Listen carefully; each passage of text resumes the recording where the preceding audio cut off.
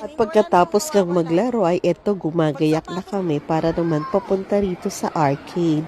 So kailangan meron kang card, 'di ba, na ilo-load mo, so depende sa amount.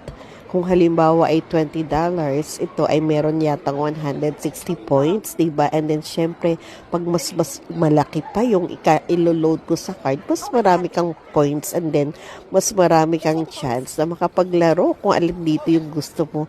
At ito na nga si ate, 'di ba? Talaga naman pong ilang try ang ginawa niya. Kaya lang syempre sayang naman, 'di ba?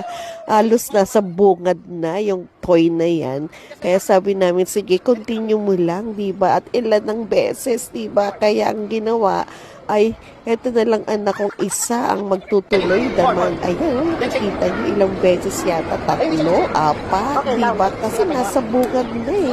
Sayang naman kung iwanan mo. Kaya ang ginawa, ito na lang si Jera. Ayan, talaga naman po pagka nakukuha mo yung stuffed toys na yan, ay talagang umiilaw at anong tawag doon, sumisirena, di ba? Ito lang si Kuya Alfred, talaga naman pong tuwan-tuwa siya na binalita sa kanyang ate na may nakuha siya.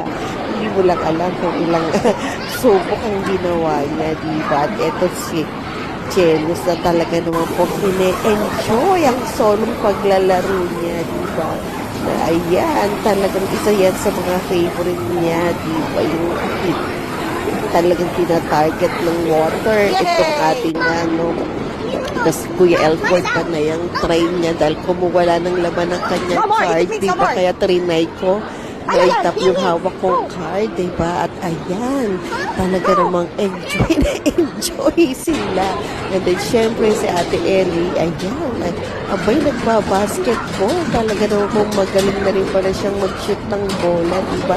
At asa na kaya itong isang batang maliit at bay nakatulong na pala sa sobrang pagod. Kaya naman pero yung itong nga tatlong bata pa ay nag-enjoy pa ng todo sa kanila. At ito na, nakita niyo naman, napakadaming hawak na stuffed toys, diba, ni Ate Ellie ng mga nakuha niya. Kaya naman pong sulit sa lahat.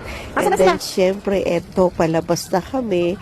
So, yung arcade na yan, o yung Happy Kingdom na yan, ay nakalocate lang dito sa mall, sa Cedar Bay Mall. Kaya, ayan, palabas kami. And then, papunta na kami sa mall. Kaya naman po, ang nakita nyo yung dalawang maliit na bata, talagang nakatulog sa sobrang pagod. Diba? At ayan, abangan nyo pa yung susunod na mangyayari.